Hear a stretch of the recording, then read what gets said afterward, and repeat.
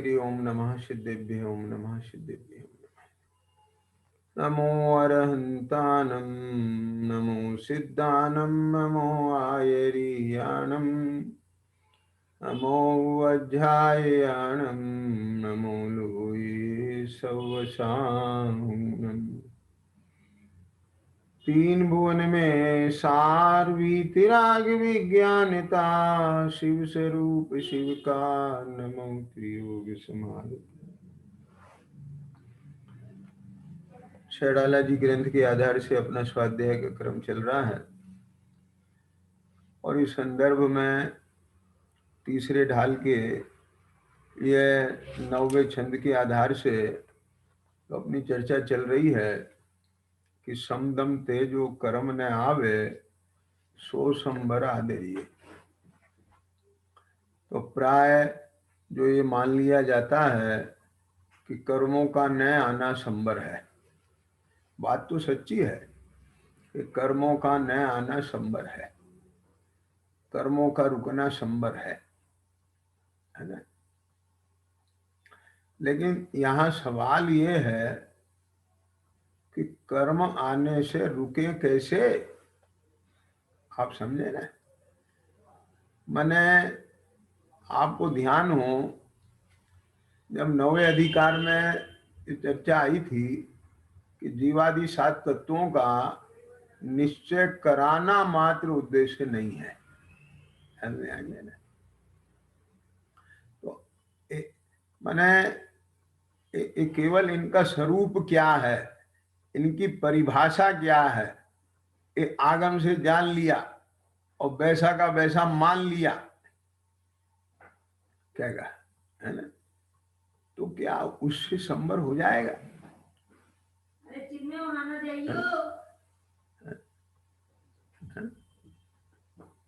क्या उससे संबर हो जाएगा? बोलो।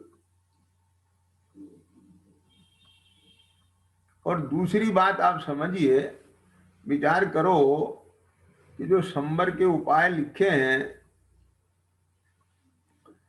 कि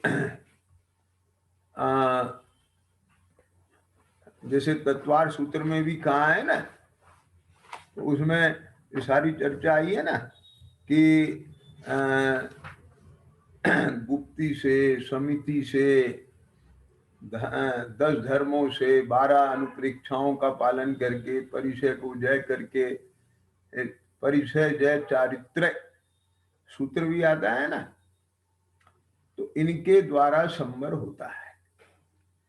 तो अब वो क्या करता है कि जैसे गुप्ती कहा है शास्त्र में, तो मेरा ये मन गुप्ती हो गया है ना, मन में अन्यत्र का चिंतन नहीं किया,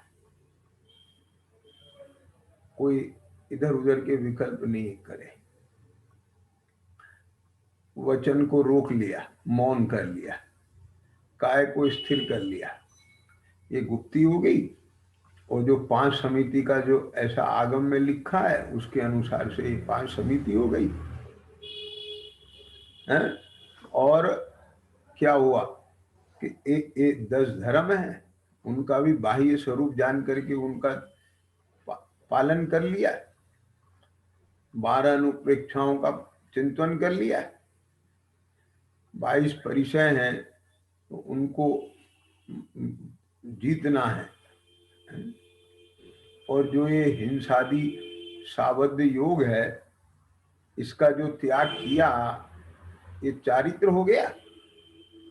इस प्रकार से ये मान लिया कि मेरे को कर्मों का संबर हो गया। समझ में आया? लेकिन अपने को यहाँ विचार करना है कि वास्तव में ये संबर सम्यक दर्शन पूर्वक होता है, तत्व निर्णय पूर्वक होता है, स्वभाव के आश्रय से होता है ना। जिस जीव को अभी सम्यक की प्राप्ति नहीं हुई, मिथ्यात्व दशा में है, उसको संबर नहीं होता। ये तो बात पक्की समझ लेना। तो इसलिए सबसे पहले तो मिथ्या तो जाना चाहिए ना। अभी तो मान्यता ही उल्टी पड़ी हुई है। क्या क्या जो कल चर्चा कर रहे थे हम कि अभी जिस आश्रव को ये अहित रूप नहीं जानता, जिसे दुख रूप नहीं जानता, तो उसका अभाव सुख रूप कैसे भाषित होगा। कल बहुत विस्तार से अपन ने इस बारे में चर्चा की थी। संबर होने पर सुख होता है, अज्ञानी को ऐसा भाषित ही नहीं होता है। एक कौन सा संबर, उसे भी संबर का ही स्वरूप पता नहीं है। जिनागम में स्पष्ट रूप से लिखा है आश्रव निरोध संबर, आश्रव का निरोध संबर है। ये तत्वार सूत्र में आया, सिद्धांतों का वाक्य। लेकिन आश्रव क्या, ये मिथ्यात, अवृत्ति, प्रमाद, कषाय और योग की जो प्रवृत्ति है, इन सबके द्वारा कर्मों का आना होता है, इनसे कर्मों का आश्रय होता है। अब इसके विपरीत सम्यक्त्व, देशव्रत, महाव्रत, अप्रमाद, मोह कषाय से रहित शुद्धात्म परिणति, मन वचन काय के व्यापार की निवृत्ति, ये सब नवीन कर्मों के निरोध के हेतु होने से संभव है। तथा समिति गुप्ती आदि रूप जीव के, है ना, जो शुद्ध भाव, वो भाव संबर है। और उस समय आश्रव से जो कर्म आते, और अब आश्रव का निरोध हो गया, तो अब कर्म नहीं आ रहे हैं, तो जो कर्मों की न आने रूप प्रवृत्ति है, वो द्रव्य संबर है। और जो इसके जो शुद्ध भाव प्रकट हुआ है, वो भाव संबर है ना। एक चीज समझ में आना चाहिए, इन्हें कर्मों का आना रुके तो किससे रुकेगा। ये जहां शुभाशुभ भाव नहीं है, ये शुद्ध भाव है, तो वहां रुकेगा। ऐसा दृष्टांत भी आता है आगम में। ये पहले क्या होता था, नगर के द्वार होते थे, किलों के द्वार होते थे, तो वो दृष्टांत दिया है कि जिस नगर के द्वार मजबूती से बंद हो, वहां शत्रुओं का प्रवेश अगम्य है, वो उसमें प्रवेश नहीं कर सकते। तो ऐसे ही जो कर्मों के आने का दरवाजा है, यानी कारण है, इधर भावाश्रव और उधर द्रव्याश्रव, वो दोनों लेना, तो वो यदि मजबूती के साथ वो द्वार बंद हो जाए, यानी सम्यक प्रकार से मिथ्यात आदि का भाव हो जाए, ख्याल में आ गया ना, तो वहां आश्रव का निरोध होने से संबर होता है। जैसा कर्मों का ग्रहण पहले होता था, अब वो नहीं होता, तो संबर होता है। अब इसमें देखो, जैसे अवर सम्यक दृष्टि है, उसको 41 प्रकृतियों का आश्रम नहीं है, उसमें संबर है। अब ऊपर ऊपर के बढ़ते चले जाओ, तो जितनी शुद्धि प्रकट हुई उतना संबर हो गया। और मिथ्यात्व के गए बिना शुद्धि होती नहीं है प्रकट। क्या बोला आप समझ गए ना। इतना तो होगा कि अशुभ का आश्रम ना हो कि शुभ का आश्रम हो, लेकिन मिथ्या दृष्टि को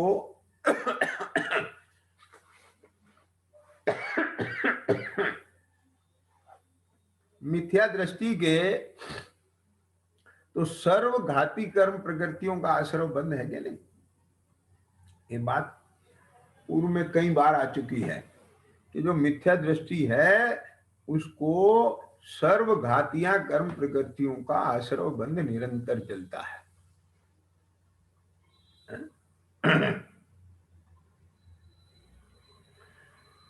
और घातिया कर्म की सर्व प्रकृति पाप रूप है। तो क्या होता है उसके कि जो अघातिया कर्म है ना, उसमें जो पाप रूप प्रकृति है उनका आश्रव बंध नहीं होता है, शुभ रूप जो प्रकृति है उनका आश्रव बंध होता है। इतना फर्क आता है। और वो चर्चा बनने ली थी कि द्रवलिंगी मुनि 9वें ग्रह पहुंच जाते हैं और अग्र सम्यक दृष्टि है, देशव्रती श्रावक है, ये नहीं पहुंच पाते वहां तक। समझ में आ गया? तो ये जो श्रावक है, गृहस्थ है, ये 16 स्वर तक पहुंच पाता है। तो वो द्रवलिंगी मुनि उससे भी ऊपर पहुंच गए कि हाँ, क्योंकि उसके शुभ प्रकृतियों का आश्रव बंध इससे ज्यादा है, इसलिए पहुंच गए। लेकिन घातिया कर्मों में सर्व प्रकृतियों का बंध है, वहां संबर नहीं है। तो संबर है कहां कि बस इतना संबर हुआ कि पाप का आश्रव नहीं हुआ, पुण्य का आश्रव हुआ। तो वहां तो स्वरूप का ही आश्रव रहा ना। क्या कहा? एक कम से कम सम्यक दृष्टि ग्रस्त भी है, अवृति भी है, तो उसको कम से कम 41 प्रकृतियों का तो आश्रव बंद नहीं है, उतना तो संबर उसके है ना। तो एक चीज अपने को ख्याल में लेने की है। तो यहां वो पूर्ण रूप से, यानी मिथ्यात जाए तो मिथ्यात जाए, वो मिथ्यात के साथ अवृति जाए, ऐसे क्रम से जाए, तो तत्व संबंधी आश्रम ना हो, उसका संबर हो, ये है मोक्ष का क्रम। ख्याल में आ गया? तो कल आपने ध्यान दिया हो, है ना, तो मैंने 2 ट्रैक बताए थे कि अज्ञानी ऐसे घूम गया और ज्ञानी ऐसे घूम गया। ख्याल में आ गया? तो वो ऐसे कैसे घूम गया कि उसने आश्रव भाव को दुख रूप नहीं समझा। अज्ञानी समझता है कि परद्रव मेरे मन के अनुकूल नहीं परिणम रहा है, ये इसलिए मैं दुखी हूं। तो उसकी सारी ताकत पर को परिणमाने में जाती है। बात समझ में आ रही है कि नहीं आ रही है? उसकी सारी ताकत वो मनोनुकूल परिणमन होए, मेरे बाहर में संयोग होए, उसमें जाती है। क्योंकि वो दुख का कारण किसे मानता है? अन्य द्रव्यों को, संयोगों को। तो संयोग अनुकूल होए तो मेरा दुख मिट जाए। तो उसकी सारी संयोगाधीन दृष्टि है, निमित्ताधीन दृष्टि है, तो परद्रव्य पर है उसका सारा का सारा सुख दुख निर्भर। तो वो आश्रव को दुख रूप नहीं मान करके, परद्रव्य को दुख रूप मान करके उसको ही परिणमाने में चलता है, और उसके आश्रव मिटता नहीं है, आश्रव का अभिप्राय भी नहीं जाता है। और ज्ञानी ने ये नहीं समझा कि इसके कारण मैं दुखी हूं ना, ये जो परिणमाने का भाव है, ये जो विकल्प है, ये जो राग है, ये दुख का कारण है। तो वो स्वरूप के आश्रय से अपने उन रागादि का अभाव करता है। ख्याल में आ गया ना? तो उसका ट्रैक अलग है। और जितने रागादि हैं उनका उदय है, तो संबंधी आश्रव बंद है, तो भी उसका मार्ग सम्यक है। वो जितना चला है उतना सम्यक है, नहीं भी चला है तो वो उसकी निगाह में मार्ग सम्यक है, उसे सम्यक मार्ग की प्रतीति है, वो उसी पर ही चलेगा, उसी पर ही आगे बढ़ेगा। आप बात समझ गए कि नहीं समझ गए? तो इसलिए जो अज्ञानी जीव है उसको तो जब तक मिथ्यात्व सत्ता में पड़ा हुआ है, उसके उदय में है, मिथ्यात्व का उदय चल रहा है, तब तक उसके संबंध नहीं है। ख्याल में आ गया। और वह उसके पुण्य के उदय से मन के अनुकूल संयोग मिल जाए, परद्रव मिल जाए, तो वो प्रसन्न हो जाता है, और नहीं हो तो खेद खीन हो जाता है। ख्याल में आ गया। इस तरह से उसको संबर तत्व के बारे में विपरीतता होने के कारण से उसके संबर तत्व का श्रद्धान भी विपरीत रहता है। ख्याल में आ गई बात। तो ये चर्चा अपन ने कल की थी, है ना। तो संबर का स्वरूप क्या है, पहले थोड़ा सा ब्रीफ में बात आ जाए, है ना। तो मैंने जैसे अभी चर्चा की थी कि जो शुद्धता प्रकट होती है, जिसमें शुभाशुभ भाव नहीं है, वो संबर है। तो ये कहां से आया कि पर द्रव्यन से भिन्न आपकी रुचि। तो जो सारी चेतना है, जो चेतना परद्रव को प्रणमाने में जा रही थी, पर का आश्रय अवलंबन लेकर जहां पर निरंतर रागादि भाव वर्त रहे थे, जहां चेतना का जुड़ान पर के साथ चल रहा था, और जहां जो कर्म का विपाक चल रहा था, भले वो पुण्य राग, शुभ राग नामक कर्म का विपाक था, और ये उसका अनुभव कर रहा था, ये मेरा भाव है, और उसका स्वाद पी रहा था, और उसमें संतुष्ट हो रहा था। लेकिन अब जब इसको भेद ज्ञान हो गया, तो उस भेद ज्ञान के बल से यह जीव पर द्रव्य से भिन्न आपकी जब रुचि हो गई, और उस रुचि का कारण क्या है कि जीव अजीव तत्व आश्रव बंदरु संबर जानो, निर्जर मोक्ष कहे जिन तिन को ज्यों का त्यों श्रद्धानो। इन सबका बराबर स्वरूप ख्याल में आने पर, उनका पूरा का पूरा निर्णय हो जाने पर, सविकल्प ज्ञान में, और फिर इसकी जो चेतना है, अब वो सर्व से हट करके अपने में आ गई, और जहां आपको आप रूप देखा, आपको आप रूप जाना, और बस आप में मगन हो गया, तो वहां समस्त शुभ अशुभ भाव का निरोध हो गया। यानी वो कोई भी अशुभ तो है ही नहीं, वहां किसी भी प्रकार का शुभ प्रशस्त राग भी नहीं है, वहां शुद्ध भाव है। तो उस काल में इसको संबर होता है। अब जिसने उस सुख का वेदन कर लिया कि वो जो अवस्था है, ये कौन सी, कि जहां पर से भिन्न आपका जानपना है, आपकी आप रूप श्रद्धा है, और आपकी आप रूप श्रद्धा और सब पर से विमुख होकर के, और आपको आप रूप जानते हुए, मानते हुए, और आप में मगन है, बस ख्याल में आ गया बस। और जहां जो द्वैत भी मिट गया, अद्वैत हो गया, अभेद हो गया, निर्विकल्प निराकुल हो गया, समझ में आ गया।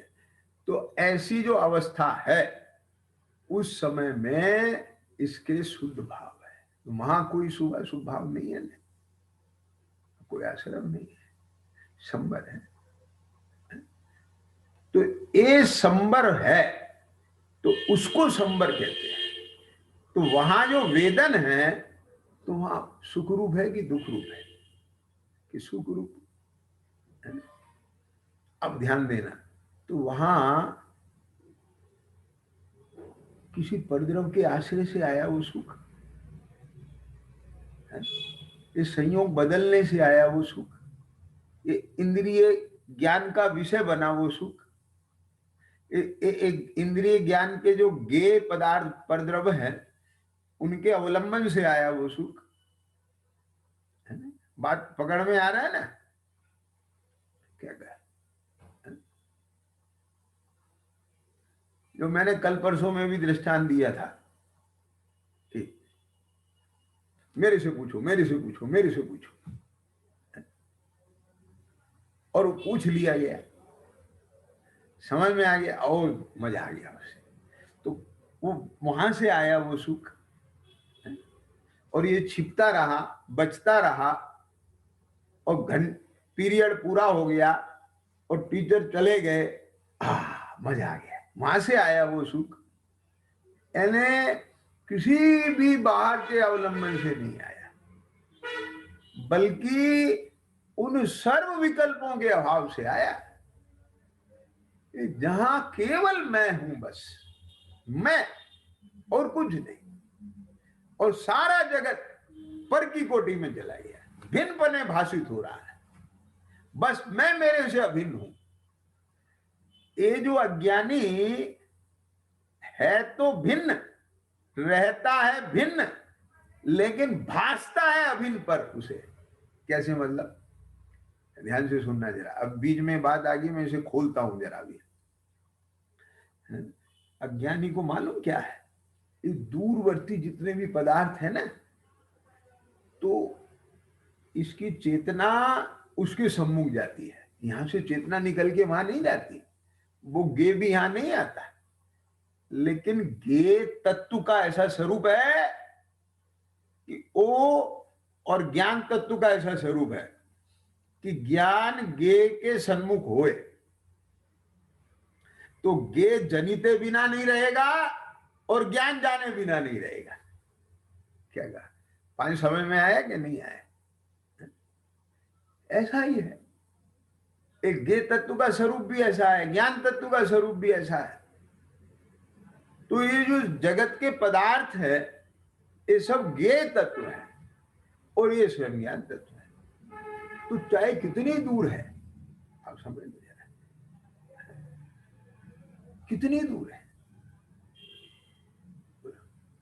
भरत जी अयोध्या में है, श्री राम लंका में है, वो आने की प्रतीक्षा कर रहे हैं,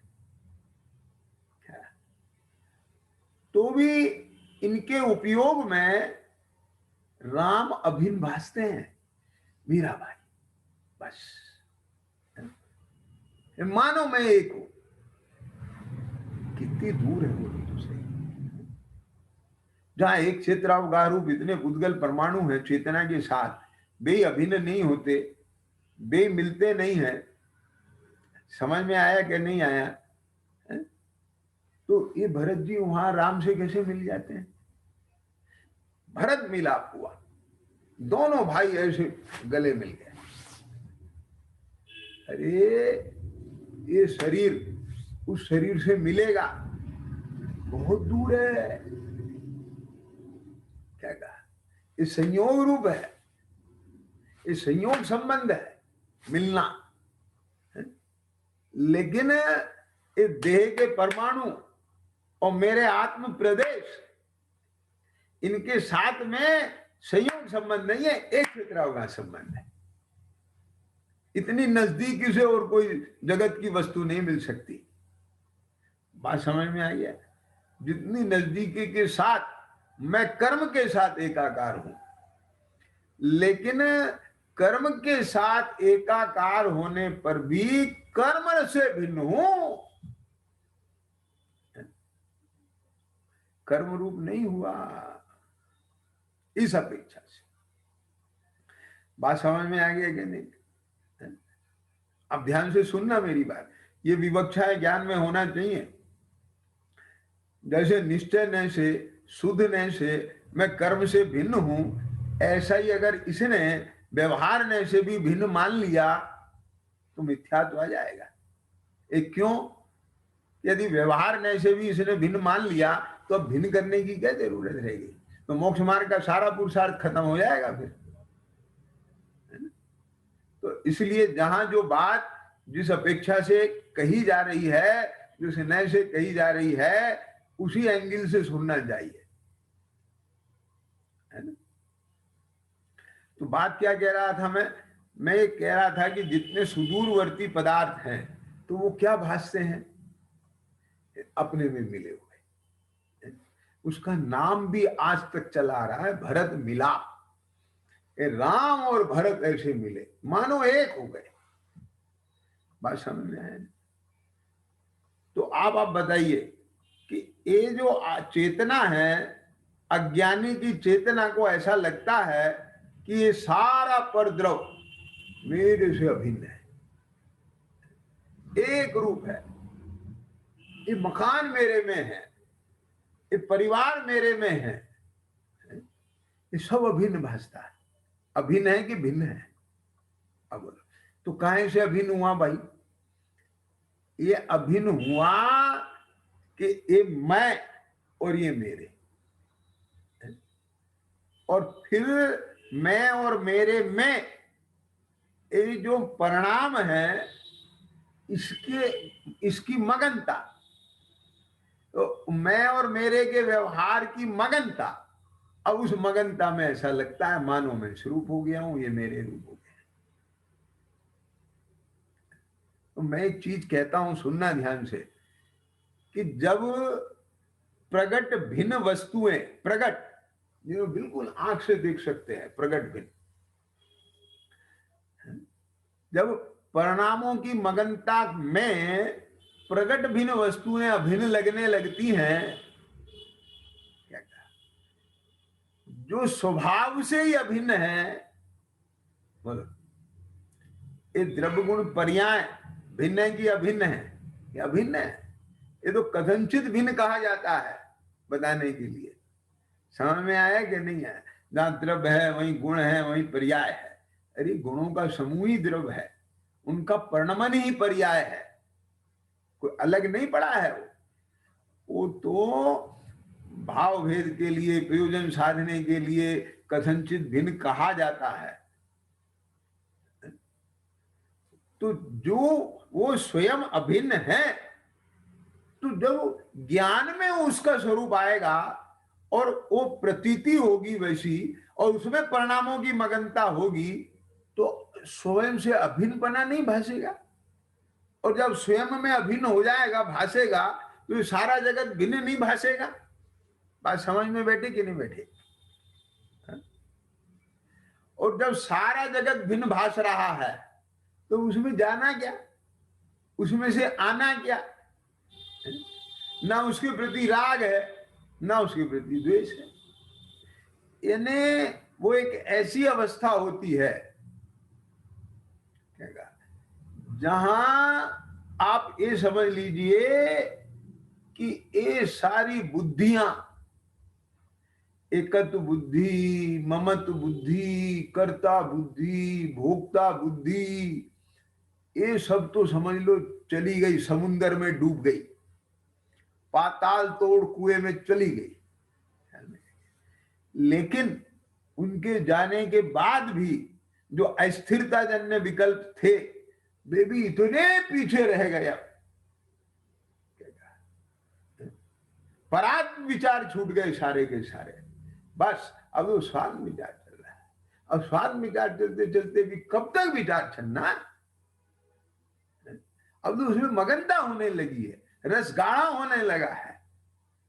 आप जैसे पतला चाशनी बनाते हैं ना, अब उसमें पानी में शक्कर घोलते हैं, तो वो पहले अलग पड़ा रहता है, और धीरे धीरे उसमें आंच लगती है ना, तो अब वो शक्कर घुलने लगती है। अब वो घुल गई, अब घुलने के बाद वो चाशनी गाढ़ा होने लग जाती है। समझ में आया कि नहीं आया? तो अब ऐसे ही यहाँ भी जब ध्यान की अग्नि जलती है, तो वो उसके अंदर स्वात्म विचार विशेष होने लग जाता है, और परात्म विचार छूटने लग जाते हैं। और वो सब छूटते छूटते अब वो रस अपना निज रस वो गाढ़ा होने लग जाता है। ध्यान में आइए, वो इतना दूर रह जाते हैं वो कुछ भी, मैं दे हूं, मैं दे था, मैं दे होऊंगा, ये परिवार कुटुंब मेरा था, मेरा है, मेरा होएगा, कुछ नहीं। ये समझ लो कि जब इसके जीवादि सात तत्व का स्वरूप नक्की चल रहा है, जीव अजीव तत्व आश्रव बंदरु संबर जानो, ये उससे पूर्व की स्थिति में सविकल्प दशा में सारी मान्यता निकल गई। ये बिल्कुल तैयार चीज है। अब तो तैयारी के बल पर यहां आके अब उसका रस गाढ़ा होकर के जब अनुभूति हो, अब ठप्पा लगना है। फाइल तो तैयार सविकल्प दशा में होगी। अब इस चीज को इतना हल्का मानते हैं। आप तो ये समझते हैं कि बस सीधे बस ऐसे ध्यान लगाओ, शांत हो गया पानी, बस अब कुछ नहीं रहा है, शून्य सा हो गया और हो गया बस मुझे तो समझ। इसी कहां से हो गया समझ? तो ये सारी की सारी तो मान्यताएं वहां दबी पड़ी हैं। समझ में आ गया ना? अरे वो मोह का उपशम भी होता है ना, दर्शन मोह का। तो ऐसे नहीं होता है वो दर्शन मोह का उपशम, उसे ऐसे दबा दिया, ऐसे नहीं दबता है वो। तो तत्व विचार बुद्धि पूर्वक इतना चलता है, इतना चलता है, इतना चलता है उसको, कि मैंने बोला ना कि वे सब परात्म विचार, वो अस्थिरता जन्य भाव, वो सब पीछे रह जाते हैं, बहुत पीछे रह जाते हैं। बस वही वही दिखने लगे, वही वही भाषने लगे। ख्याल में आएगा?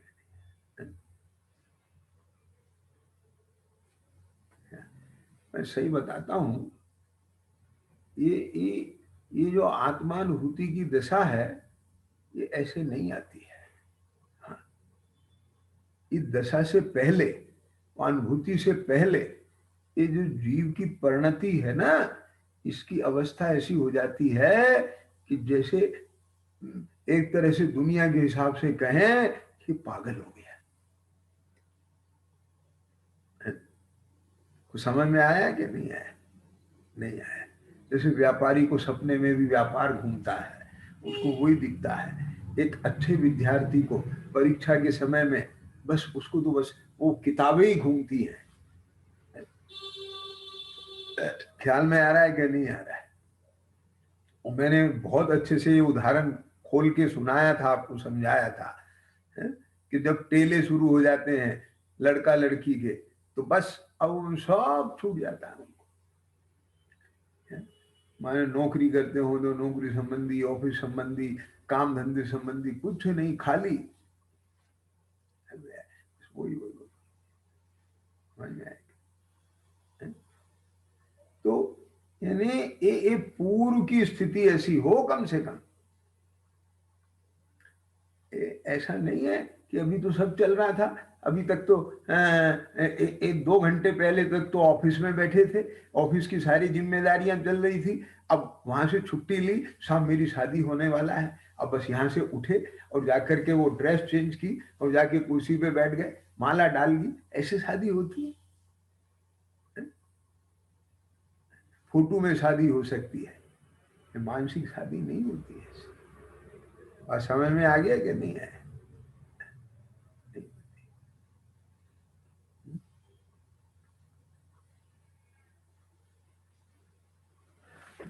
ऐसे आत्मानुभूति नहीं होती।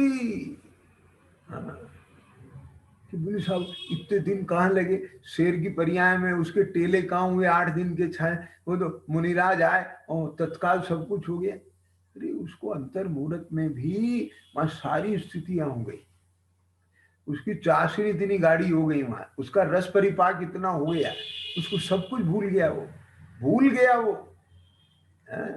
यानी ये कुछ नहीं भूलता है, ये सब माथे पे पड़ा रहता है इसके अंदर में। वो इतना भूल चुका, इतना भूल चुका कि उसके बाद क्या बात है, उसके भीतर से वे फाइलें डिलीट हो गई। एक कौन सी? एक कवि में क्रूर भी था, अब वो क्रूरता आती नहीं है, लाने से भी नहीं आती है। ख्याल में है? ज्ञान में भले ही हो, आई समझ में कि नहीं है? अब वो चाहे तो अपनापन नहीं आता है, चाहे तो अब ये शरीर अपने रूप दिखता ही नहीं है। बोला चाय तो भी पंचेंद्री के विषय भोग में सुख बुद्धि ही नहीं आती है, चाय तो नहीं आती है।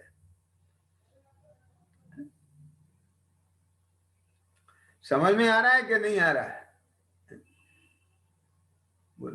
जिस चादर को अपनी चादर मानकर ओढ़ के सो रहा था, जब वो जागा और उसे लक्षण दिखाए और उसके ज्ञान में सब आ गया और उसमें से परत्व आ गया, अपनी चादर में अपनापन आ गया, ख्याल में आ गया, अब चाहे तो भी उस पराई चादर को जो ओढ़ के सो रहा था अपनी नहीं मान सकता, वो अपनी लगेगी ही नहीं। ऐसा अंतर से अपूर्व जो परिणमन होता है श्रद्धा ज्ञान के तक, उसका नाम सम्यक दर्शन सम्यक ज्ञान है। समझ में आया कि नहीं आया? तो बस वहां पर द्रव्य से भिन्न आपकी रुचि, आपका जान बना और उसी में अभेद रूप मगन था। बस जहां केवल मैं और मैं को मैं रूप अनुभव है। आई मैं समझ, यानी बीच में कोई दूसरा स्वाद नहीं, दूसरी की कोई कर्म का विपाक का अनुभव नहीं। बात समझ में आई है कि नहीं है? संबर है वहां संबर है। एक कर्म के उदय है, ये उदय खत्म थोड़े हो गए। बोलो, ये नाम कर्म का उदय खत्म हो गया, ये शरीर चला गया, गोत्र कर्म का उदय खत्म हो गया, आयु कर्म खत्म हो गई। बताओ, विचार करो, ये जैसे भी संयोग है वो सब खत्म हो गए। मेरा मतलब समझ में आ रहा है कि नहीं आ रहा है? बेशक कर्म के उदय अपने में है, लेकिन मुझे उनका कोई आस्वादन नहीं। बस यहां तो केवल चैतन्य चैतन्य, एक शांत भाव, बस ये शुद्ध भाव। मैं ज्ञानानंद स्वभावी हूँ, मैं ज्ञानानंद स्वभावी हूँ। ये तो स्वभाव की बात है, यहाँ तो वेदन की बात है। मैं उस अवस्था की बात कर रहा हूं, उस संबर की बात कर रहा हूं। ये संबर का काल है, एक काल में संबर होता है। क्या समझते हैं? ऐसा नहीं, ये वेदन चल रहा, मैं ज्ञान आनंद, बस ज्ञान और आनंद रूप वेदन। अभी सब सुनते हुए बहुत अच्छा लग रहा है। अरे कुछ नहीं, अब ये कोई ये ठीक है, ये कसाई की मनता है, वो बहुत विकल्प हट गए, अपनी महिमा है, ये सब। अरे ये अच्छा नहीं है। यहाँ तो अभी पूरा का पूरा उपयोग सुनाने के राग है यहाँ खड़ा हुआ, सुनने का राग है यहाँ खड़ा हुआ, ये भी बोझ है। जब ये बोझ लगने लग जाए, यहां से उपयोग छूट के इधर आया है, अभी नहीं आया, अभी तो आया। भूल जाए कि हम सुना रहे थे, हम सुन रहे थे। ख्याल में है? क्या गजब बातें हैं।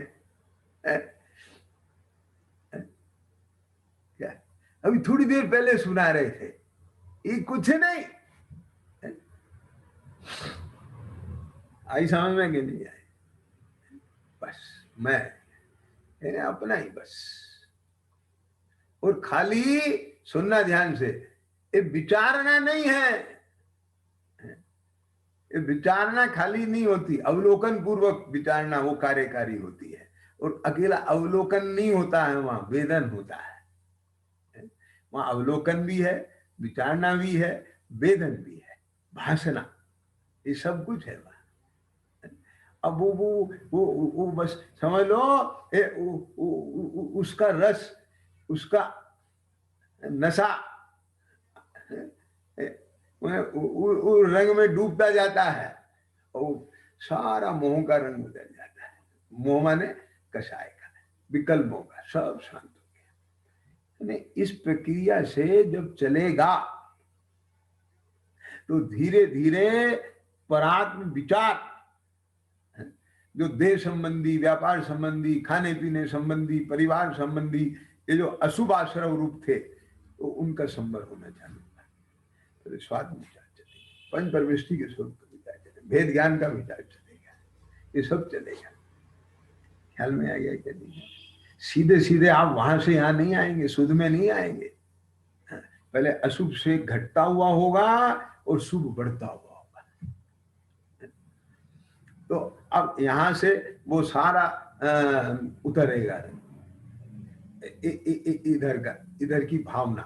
ये शुभ का रंग नहीं है, स्वभाव का रंग है, लेकिन निगाह स्वभाव की तरफ है और वो अशुभ घट रहा है और वो प्रशस्त राग बढ़ रहा है। अब फिर पूरा का पूरा इधर आकर के समर्पित हो जाता। मैंने बहुत दिन पहले ली थी बात कि उस राग को यहाँ पर प्रतिष्ठा मिली है जो राग के अभाव का राग रखता है। क्या ध्यान आ गया? वो परंपरा से उसे लिया है मोक्ष के मार्ग में, आई समझ में कि नहीं है? जो राग के अभाव की नहीं, प्रशस्त राग के राग की राग अलापता है, उसको नहीं लिया है। आगे समझ में नहीं आई बात? क्या तो मतलब कहने का ये है कि इसमें बीच में जितना भी ये अशुभ का आश्रव जो चल रहा था उसका संबर हुआ और ये शुभाश्रव बढ़ रहा है। ऐसा जो ये साधन रूप है, ये सब साधन रूप है। हाँ, और ये जो समिति आदि है ना, ये साधन रूप है। क्यों? क्योंकि राग का हो उदय, सुनना ध्यान से, और वहां बहुत मार्मिक बात कहने जा रहा हूं, अभी ध्यान से सुनना। अपने को जीव देख रहे थे तो क्या कहा, तो अब बुई रस चढ़ा होगा कि नहीं चढ़ा होगा जीव का?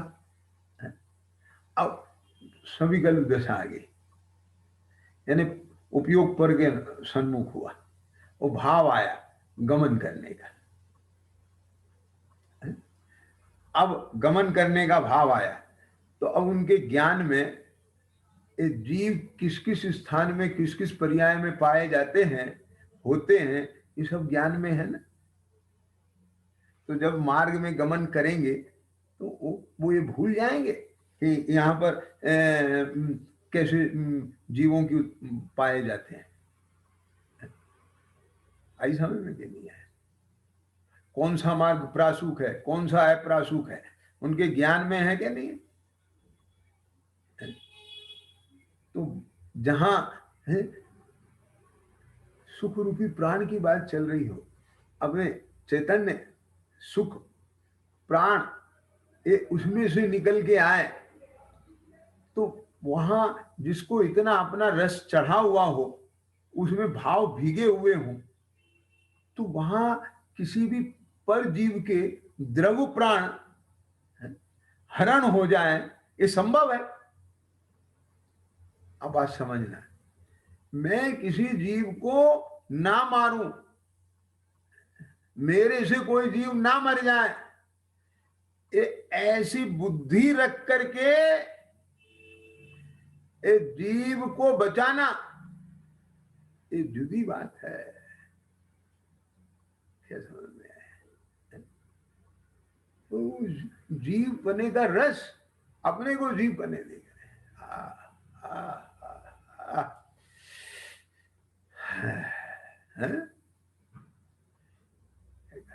मैं महाव्रती हूँ, ख्याल में अहिंसाणुव्रत का पालन करता हूँ, अहिंसा महाव्रत का पालन करता हूँ, मैं अनुव्रती हूँ, महाव्रती हूँ, ये समिति का मुझे पालन करना है, मुझे देख देख करके चलना है।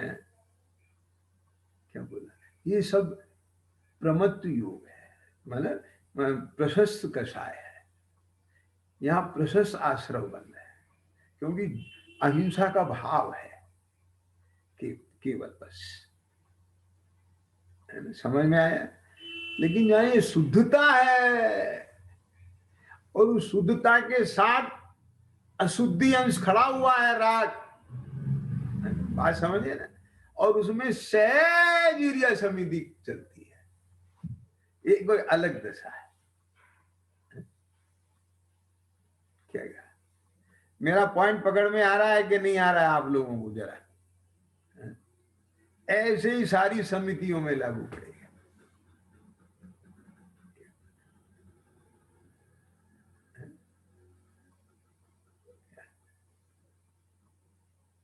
ऐसे गुप्ती में लागू पड़ेगा, ऐसे ही 10 धर्मों में लागू पड़ेगा,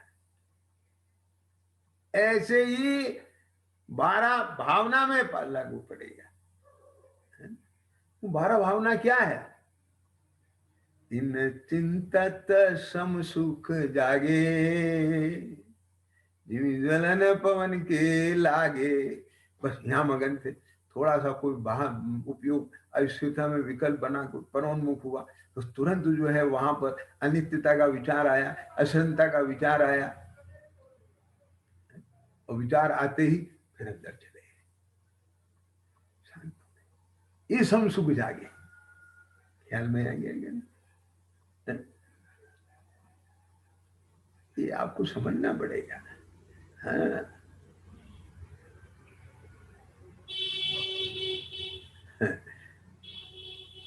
परिचयों को सहने का नाम परिचय नहीं है। वो गे रूप में ऐसे भिन्नपने भाषे। हाँ। ये मेरे को गर्मी लग रही है, मुझे सहन करना है, गर्मी को सहना है, सर्दी को सहना है, भूख प्यास को सहना है। ऐसे सहना भोगना नहीं होता है, भोगना तो दुख है। जहां अपने स्वरूप का इतना आनंद है, इतना रस है, क्या क्या दृष्टांत थोड़ा सा अटपटा है, लेकिन मैं सही बतला रहा हूं आपको, आपको समझाने के लिए मुझे लेना पड़ रहा है कि वो जो आप लोगों ने लैला मजनू का किस्सा सुना पढ़ा है ना, उसको बस लैला में इतना खोया रहता था वो मजनू, अब वो निकलता था, लोग पत्थर मारते थे, गालियां देते थे, अपशब्द बोलते थे, उसे कुछ नहीं लगता था, उसे लगता ही नहीं था लोग मुझे पत्थर मार रहे हैं, गालियां दे रहे हैं।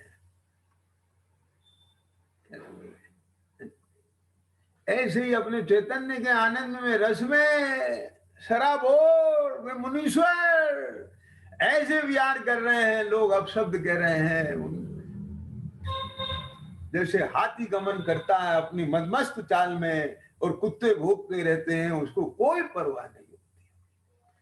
ख्याल में आया? समझ में आ रहा है कि नहीं आ रहा है?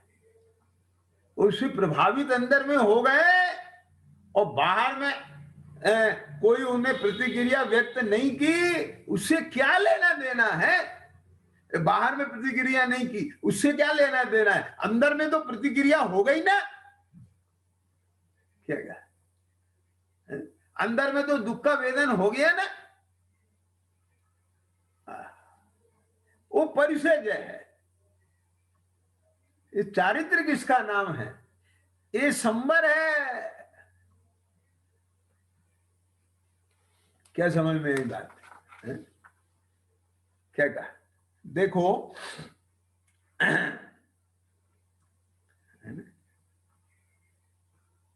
ये मैंने ये बहुत अच्छा इसमें बताने का भाव आ रहा है मुझे, आपको बहुत अच्छा है ये,